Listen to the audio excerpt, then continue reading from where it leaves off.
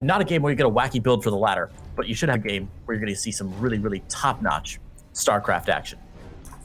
know, it's PvP. Always a potential, especially if this guy down here in the bottom right-hand side of the map, the blue Protoss player, has something to say about it. We got the name Hellraiser spawning from Team Clash.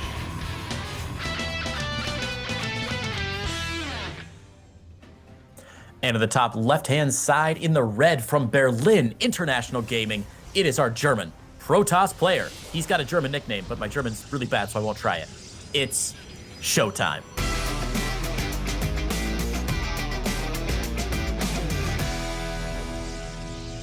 I have to say, I don't know when he started wearing glasses all the time, but ShoWTimE looks really good in glasses.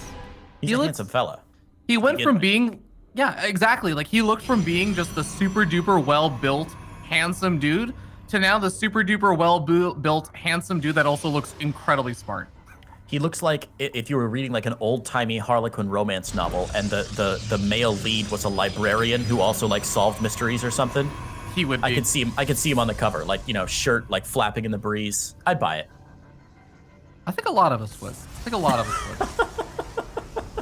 So Berlin International Gaming, if you're listening for more revenue stream ideas. Isn't it just so appropriate that Berlin International Gaming abbreviates to BIG? He's on Team BIG, ShoWTimE. Well, it always throws me for a loop because, of course, in the weekly EPT Cups, you know, 95% of the time, the final match is ShoWTimE versus Hero Marine. So I always have to introduce them, and it's ShoWTimE from Big Gaming, and then Big Gabe up against him on the side. That's true. That's a missed opportunity right there. But, you know, I guess Hero Marine's been probably one of the longest standing players on a team in StarCraft 2. So it's got to be like on all esports. I mean, he's been around since forever. Mouse Sports. It actually might be up there. One of the oldest crews, right, in the history of esports. Yeah, you might have to go back to like, I guess maybe there's some Brood War players or something that go back to like the super early days with KT and stuff. I'm not sure. Or maybe there's like some random Quake player out there that's just stuck with a team, but Big Gabe has definitely got to be pretty high up there. For sure. Well, we've got an opener here already from Hellraiser. That Stargate going down, and now that the probe has been sniped on ShoWTimE's side of the map, I expect we'll see his tier 2 tech coming down as well. Stargate opener is very popular. What do you think, Fear Dragon? Is it Void Ray o'clock? I'm not expecting the Void Ray this early on yet. It's gonna be an Oracle coming out from Hellraiser. It was a cute move, by the way, from ShoWTimE. He actually started up a pylon next to that Stargate. I think he was hoping that the probe would, or the pylon would be finishing up around the time that the Stargate finished. And then he could see what the first unit was and cancel the pylon after having scattered it, but only really just confirmed that Stargate didn't get canceled, so. Well, he's gonna get back into the probe anyway, so he'll see it. Yeah.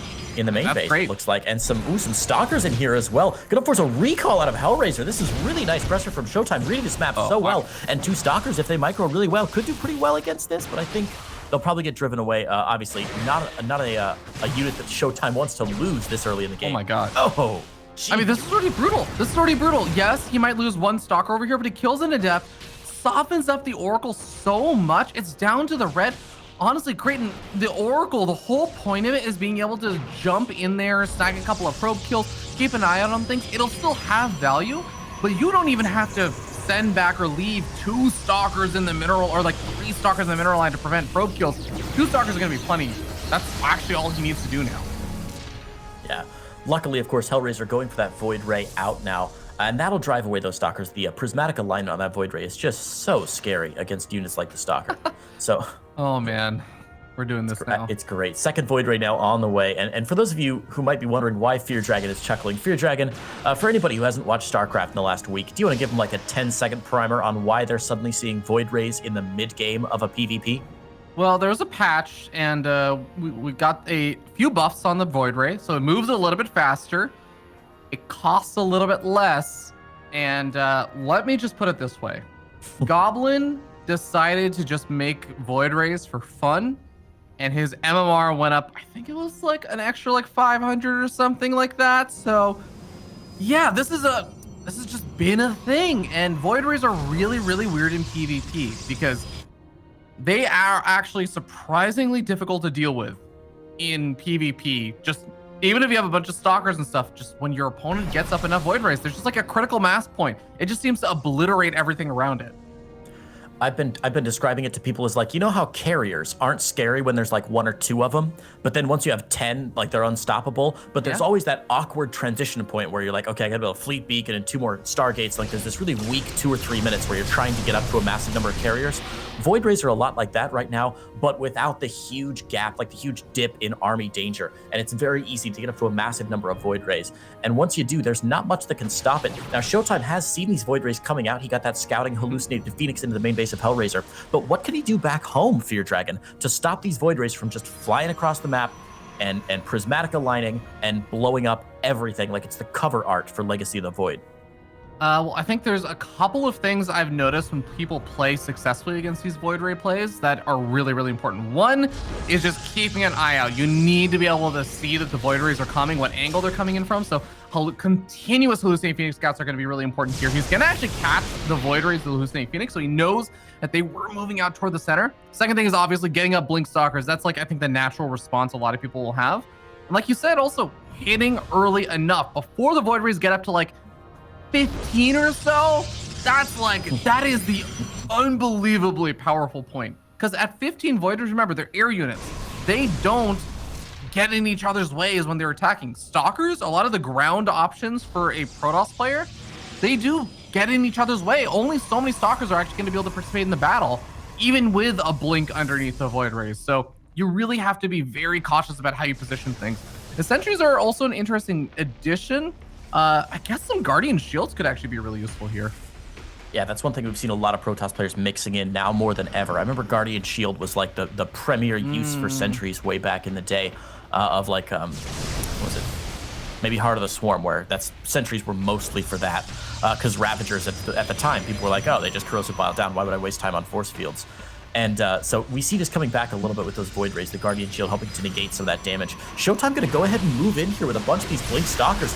Is this too early here, Fear Dragon? You know, I don't hate it right now. He even sets off the stasis trap nice and early on. I think another part of this is that even though Void Rays actually move pretty quickly, when they activate their prismatic alignment, that's like the money time. They have to engage. They want to engage with prismatic alignment available. So being able to try and bait it out early on and then just blink out of here, get out of here. That's like what ShoWTimE really wants to do. He decides to blink forward. He goes in, signs off 1 Void Ray, 2 Void Rays, 3 Void Rays go down, but prismatic alignment is starting to take out quite a few of these Stalkers. He's going to try and back up. He tries to find one more. Is not going to be able to get it, but look at that. A lot of probes actually pulled even off of gas over here for Hellraiser. I don't think Hellraiser wants to continue fighting over here. No, he definitely doesn't. What an odd fight. I was just pulling up the units lost tab there. Our observer is killing it today. 12 of those Stalkers have gone down to only 5 Void Rays. Now, that's a decent trade army supply or army value-wise. I think for both players are like, okay, that's about even right now. But as ShoWTimE continues the pressure here, these Void Rays have got to be more and more careful. One thing I'm noticing is there are not a lot of shield batteries out for Hellraiser right now. Just the 1 at the 3rd, and I think 1 at the natural as well. And with these Stalkers a little bit more built, with the Stalkers having a little bit more mobility, it's going to be easy for them to depower some of those shield batteries pretty quickly. Yeah, and I think the important thing also is that if ShoWTimE goes for those aggressive blinks, he actually has enough Stalkers he can one-shot the Voiders, even if there's a shield battery overcharge. So he's just going in, he's sniping these off. I actually feel like ShoWTimE is just in such insanely good control of this game. Prismatic alignment's already been set off. Look at this, there's nothing. The Voiders can't actually fight that Stalker count without prismatic alignment. Like this is over. Hellraiser knows it. He's committing in, and he's gonna lose everything here. Yeah, GG. A great play by ShoWTimE there. Great army composition, great positioning, and even behind that, we didn't have the chance to point out, he grabbed a 4th base. He was 10 workers ahead, so even if he'd lost a bunch of those Stalkers, he still had an economy behind that. Really great game one there from ShoWTimE, and for those of you who are watching and getting destroyed by Void Rays on ladder right now in PvP, this is the game to rewatch. That's what I'm saying. Creighton, like, this is gonna be such an educational series just to watch how ShoWTimE plays this PvP. He did a few things really, really well. One, continuous Phoenix hallucination scouts, keeping an eye on the Void Rays, because there was that moment where those Void Rays are starting to move out. If they do manage to get across the map and they just can catch you slightly out of position, they snipe off one of the bases or something with a prismatic alignment, recall back home, or go to the dead airspace, all sorts of problems can kind of start popping up there. So there's like things like that you have to be worried about. ShoWTimE keeps an eye out on that. He also manages to just find the little angles where the Voiders aren't 100% there get little pickoffs, blink back. Little pickoffs, blink back. And as soon as the prismatic alignment's gone, like you wait until you bait that out, then you actually, Void Rays don't win versus Stalkers in large numbers if they don't have prismatic alignment. So ShoWTimE just says like, okay, well, all I have to do is bait you into using your trump card, and then I get to kill you. That's it. You don't have anything. It's like the feeling of when a Protoss player uses their shield battery overcharge and a Zerg player says, great, I'm going to step back for a minute, let that expire, and then push in, because you're counting on that as part of your damage. And when it's not there, it's just not quite as efficient. Well played by ShoWTimE here. Going into game 2 now on Eternal Empire, 2 very standard maps. In fact, I'd say these 3 are probably the most standard maps in the pool, the most chosen maps in the pool. Death Aura, Eternal Empire, and Everdream. I did want to point out really quickly, the stalker positionings from ShoWTimE were fabulous last game. As you said, finding those little angles where the Void Rays weren't, and that all comes down to map knowledge and having done that exact attack, 40, 50,000 times to know, okay, if my stalkers are here, they can get away to here before they get taken down. And again, on Eternal Empire, I expect great mechanical play from both of these guys. Yeah, absolutely. But we do have one player leading up this best of 3, 1-0. Just needs one more victory to take it home. It is going to be the Red Protoss, ShoWTimE. Top right.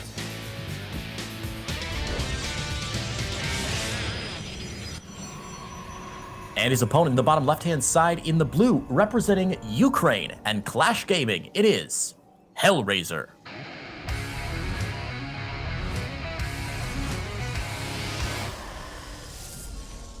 These guitar riffs are sick, Fear Dragon. I gotta ask the production staff for these just for my everyday life. So when I walk into a room, I can be like, bam, Creighton Olsen, and then a funky guitar riff will play. Well, you play the bass guitar, right? So you can actually probably recreate some of these for yourself. You could add them yourself. Let's slow down. I bought it last week, so I can play a really bad like major scale, and that's about so you only play sexy as my riffs get. Guitar. What was that? You only play basic guitar. Fear Dragon, I love you so much, man. That's why we have you here. Don't worry, and give it like another half a year or something of casting with me. You'll get to where everyone else is. Eventually, I'll wear you down, and you'll start hating me. We're not there yet, though. Well, standard opener here for ShoWTimE on the red side. We do see two gateways going down. That's a little more traditional PvP opener. 2 gates into Cybercore. Just the 1 gate for Hellraiser. What does that tell you about what Hellraiser's planning on doing here in game number 2? Not a whole lot just yet, because, well, Hellraiser, yeah, not going for the second gateway is definitely a little bit suspicious. I'm wondering if he does want to try and take like a Nexus or something really fast, because he's going to have the extra 150 minerals. ShoWTimE's just going to go for the body block on that, but what this really means is that we might see ShoWTimE try to go for a little bit more stalker aggression. I'm just really worried because last game there was already some stalker aggression, and Hellraiser had a hard time with it, and that was with 2 gateways. This game is gonna have 1 gateway. There's a reason why you usually almost always open up with 2 gateways in PvP. Yeah, and ShoWTimE's not wasting any time. He's already got 2 stalkers on the way. I imagine we'll see 2 more stalkers behind that, which is a pretty gas-heavy opening. Maybe he probably won't drop a Stargate of his own. Maybe just go straight for Templar Archives and get Blink. And I mean, we saw his mastery of Blink Stalkers last game, and he's even slowing down the natural now. Hellraiser forced to stay on 1 base for potentially much longer than he would have liked to. Yeah, God, this is actually so annoying here from ShoWTimE. He's still got that probe alive until finally, okay, this is actually great, because seeing this, you can see in the outline of the Stargate what unit's coming out. So if you zoom in on that Stargate, you can actually see the outline of a Void Ray being produced there. So ShoWTimE knows you're not making an Oracle. I don't have to leave stalkers at home to confirm, like, okay, I'm not going to lose any probes back at home. I don't have to worry about getting up a shield battery in my mineral line. I just get to move across the map and poke forward. All you're going to have is 1 Void Ray eventually. And funny enough, Hellraiser immediately pumps out an Oracle after that. But this is already going to be really, really annoying to deal with. Now, this is fascinating for me, Fear Dragon. We haven't had a lot of PvPs there on the B stream since the new patch got down, so I actually haven't seen probably as much PvP as you have. Usually, if both players go Stargate, I usually like to say that gives the slight advantage to the player who has the later Stargate, because then they can say, okay, I see your Oracle, then I can just build a Phoenix to counter it. How does that work if there's a Void Ray out first? ShoWTimE going for Oracle first, is he making the right play? I mean, the Oracle can still just provide a lot of value with like revelations and stuff. So I don't hate it here from ShoWTimE, but he has to be very, very cautious with how he controls that Oracle. Because one thing I want to note is a change that was made not recently, but it was like maybe, I don't know, 6 months to like a year ago or something. Oracles are now armored units. And that means that those Void Rays are actually going to do a lot of extra damage to those Oracles as well. So you do have to be a bit cautious of that. Sniping up 4 workers is definitely not a bad start here for Hellraiser. Yeah, 4 workers is a really great start. Let's see if ShoWTimE can return the favor in kind. He's going to get 3, and then we'll lose the Oracle. And this is something, I had a great talk with Mana a few months ago, and I asked him, Mana, how many probes do you have to kill to make an Oracle worth it? And his response was, it really doesn't matter. Just save your Oracle. That's the key, the crucial part. Oracles are so valued mid-game and late game. You just don't want to lose the Oracle. So a bit of a, I don't know if it was miscontrol or just not paying much attention, but ShoWTimE, uncharacteristically, being a little sloppy with that first Oracle. Yeah, I'm definitely with you. I think he really, it would have been better to kill off like 1 less worker and to just get the Oracle out of there for sure. I don't think it was something he really wanted to probably just sacrifice like that. Because again, as you can already see the value that Hellraiser's getting with the Oracle. He's getting revelations down. He's keeping an eye out on things. He knows, oh, okay, you're not making any more Stargate units over here. You're getting a blink. But it's also worth mentioning that even though there are the 2 Void Rays out for Hellraiser now, he is also getting up all of his ground army stuff. He's not actually committing super hyper hard into Void Rays. So I don't think we're going to get quite the same game as last time.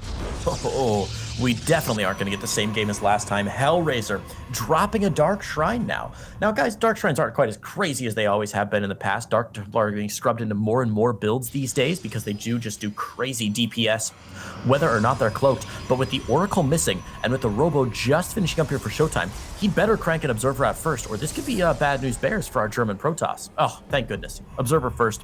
Hopefully he'll grab a second one out, and he should be fine against this. I don't foresee DTs doing a terrible, terrible amount of damage to him. Yeah.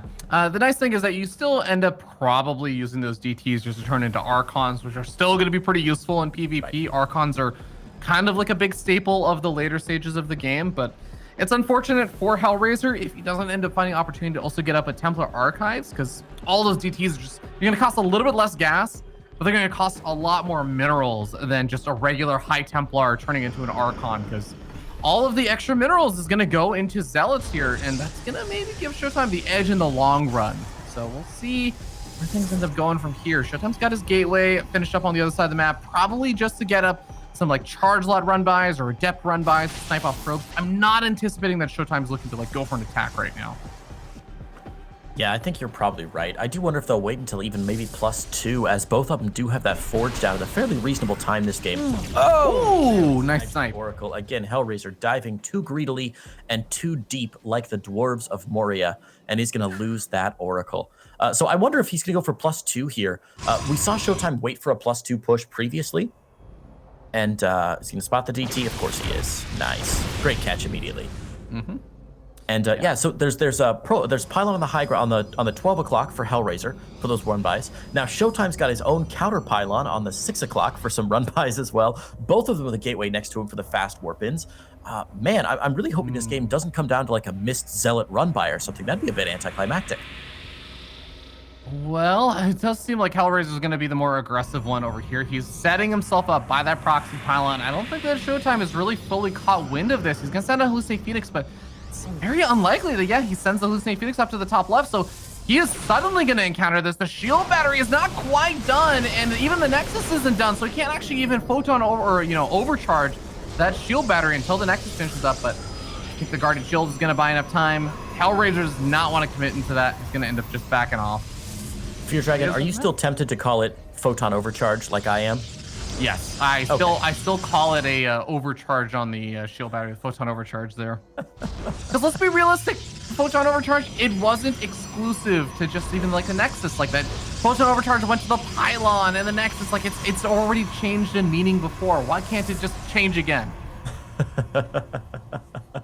I heard you say it and I was like, oh man, I make that mistake all the time. That happens to me every single cast. Yeah. +2 slightly ahead here for ShoWTimE. Hellraiser about halfway behind him, I'd say. The gateway count for both players looking fairly even right now, 8 to 7 and 8 and 9 finishing up. And ShoWTimE's gonna go ahead and clean up this north side and go for a 4th base. Hellraiser now about 1 base behind. That's going to put ShoWTimE in a decent position because he has been a few probes ahead this entire game. Yeah, the worker count difference can definitely play a little bit of an effect here in these PvPs, but the tech is definitely going to be the important thing I'd keep an eye out on. ShoWTimE also having a couple of extra Immortals and a lot more Zealots over Stalkers, I think is going to give him the edge if there is an engagement in the next like minute or two. And ShoWTimE is starting to move out. He's poking around. I want to see what Hellraiser ends up doing. He's going to go for that low ground base, which, oh man, like I can kind of understand the low ground base is not a bad idea. But just looking at the army compositions, I really think that ShoWTimE in a big wide open area is going to take a big advantage. I've got to agree. I really hope that this engagement does involve ShoWTimE's bottom pylon there at the 6 o'clock position. We can see him warping in 4 Zealots at the 6 o'clock now. He's going to go for like a little miniature flank. And this is a bit of a bold play because if you go for a flank and you don't have that many units on one side of the flank, very often it just turns into like Hellraiser destroying, you know, your left flank and then going on to your right flank and fighting 2 armies at half strength. Luckily, ShoWTimE's going to marry this army together. It looks like we're in for a big fight here, Fear Dragon. Yeah, a little awkward. ShoWTimE used all of his charge slots on the Nexus. So yeah, he got a little bit of damage onto the Nexus, but then he has to back off because the rest of the units don't actually get to jump in on top of those Stalkers. So ends up finally retreating back over to the safety of the proxy pylon, morphing in a few more Archons. This is going to be a really big moment over here. The charge slots want to find a big wide open area of it. I love this. Just denying the 4th base for now. He's going to force Hellraiser to come to him.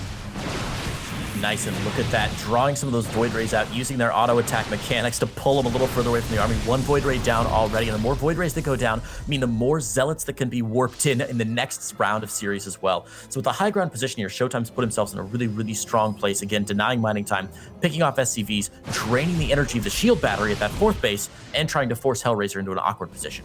DT's at the north side. Hellraiser is going to go for the counterattack. I was about to say, I don't even think this is a DT with this army, but these DTs absolutely annihilate that photon cannon. Don't even lose one. So the 4th base over here for ShoWTimE is also going to get denied. That might force ShoWTimE into a position where he really has to commit to something, but he's just going to end up losing that Nexus and trying to move down to the low ground, which I think is a better angle to go in from. Oh man, the recall actually even happening. The DTs are all going to get out of there and help defend.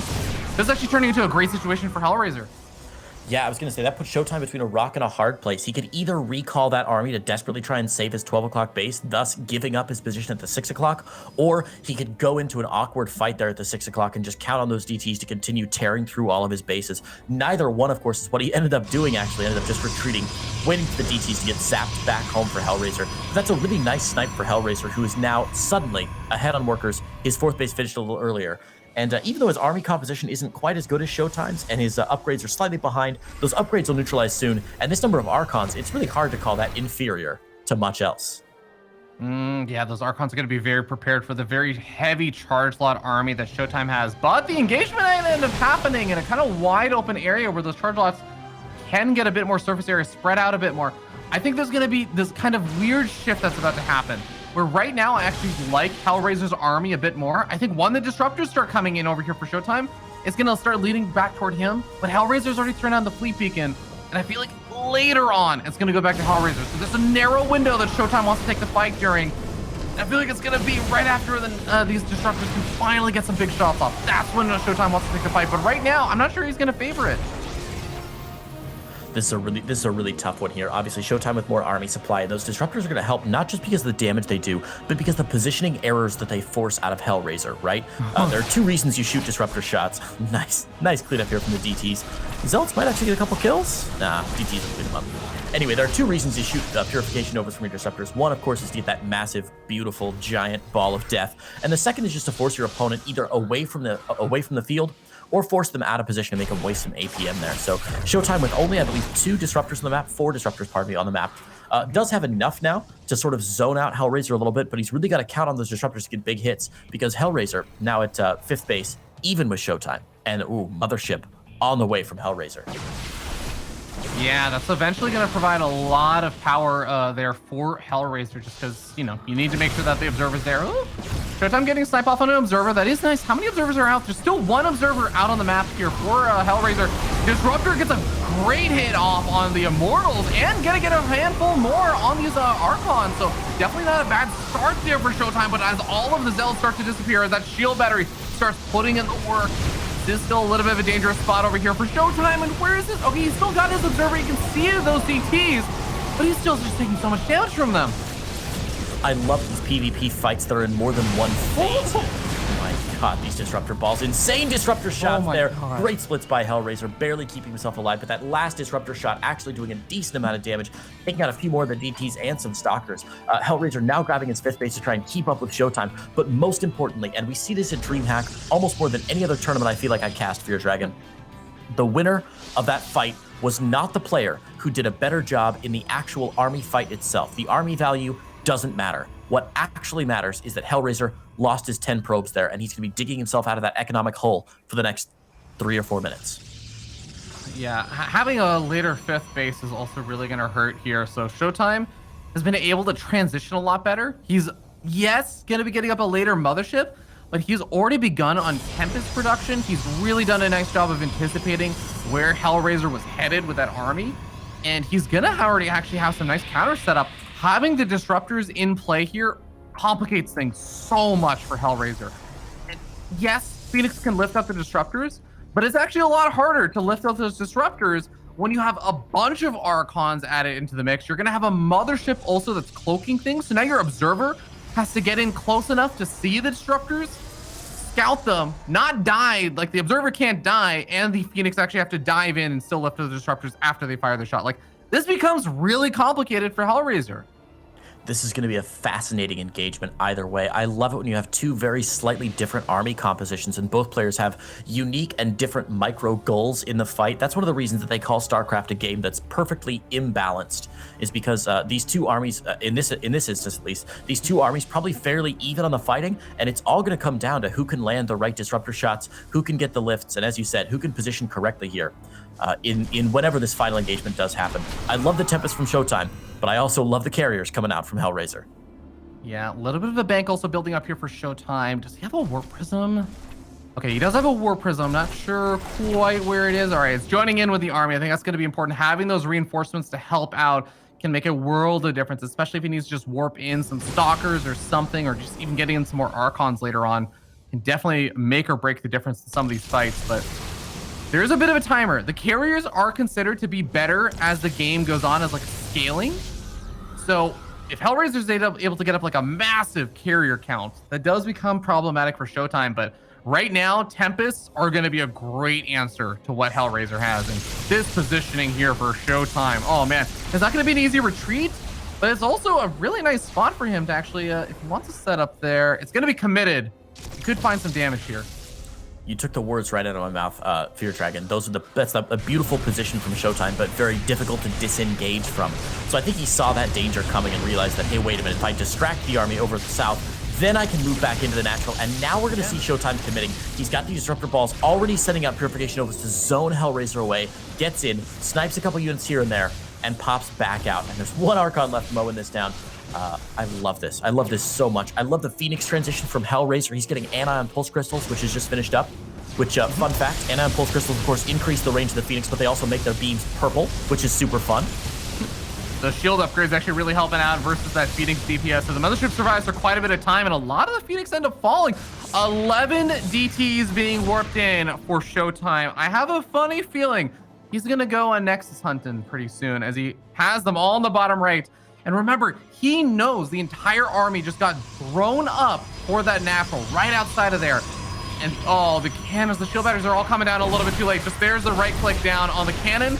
You go for the Nexus, and then you just either recall or blink out of there. Blink's going to be on cooldown for a little bit. You have to recall, I think. Wow, I would think he would recall as well, but he's not terrified at all, staying super strong in the bottom, and of course, again, distracting Hellraiser, moving him down some huge Disruptor shots into the 5th base now. 22 probes have gone down, and that 4th base gonna fall. No, the 4th base barely gonna stay alive here. ShoWTimE taking engagement, but look at Hellraiser's army supply right now. He's used all those probes that he doesn't have anymore and scrubbed them straight into army supply. I'm a little bit worried. ShoWTime's gonna be forced to recall here, and Hellraiser, even though he's in a terrible economic position, he's in a beautiful position with his army now, and he can just march across the map, Fear Dragon. How can ShoWTimE stop him? ShoWTimE, I think he believed that the DTs were going to have to all get cleaned up and there's still a few more. And he thought that Hellraiser was actually still going to be sticking around over there. So he ended up firing all of his disruptor shots, or he fired like 4 of them into the probe mineral line for probes that really didn't have anywhere to go anyways. And then he just actually didn't have the disruptor shots for the army. The ground force overwhelmed him. And I really feel like ShoWTimE threw himself in a really awkward situation. He has been able to replenish some of his supply. He's nearly maxed out, but you were saying this. Hellraiser just remaxed on army supply. He's got 156 army supply. ShoWTimE is nearly maxed out, but is still sitting down 40 army supply. This is a really tough fight now for ShoWTimE.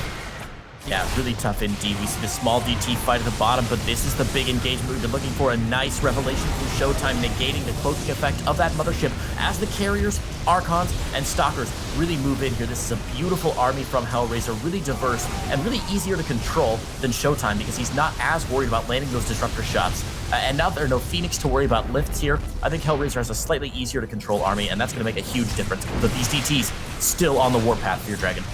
Yeah, they're going to be able to snipe off one of the few remaining mining bases here. They are probably going to be able to kill off all the units that are also over here since the reinforcements are not really coming back. But ShoWTimE actually has, it's a really, really frustrating feeling in PvP. When you feel like I have a much better economy, like I've killed all of your mining, but I just can't kill your army. And that's ultimately going to be one of the largest problems. You have to be able to kill your opponent's army. ShoWTimE right now buying himself time. He has lost an awful lot of probes. There are a couple of them still trying to transfer down to that 5th base that was blasted into oblivion several moments ago by Hellraiser. Another nice revelation again, negating that mothership, which means he can focus fire down the more dangerous units. Keep your eyes on this army supply as this fight does go down. Tempest reloading slowly, but they are focused firing down these carriers. The carriers getting very low here. Really good engagement so far. It's so hard to tell in a PvP who's winning, Fear Dragon, but I think that ShoWTimE looks like he's in a really strong spot. Oh my god, those disruptor shots were massive. Hellraiser tried to blink forward. It didn't end up working out. GG, ShoWTimE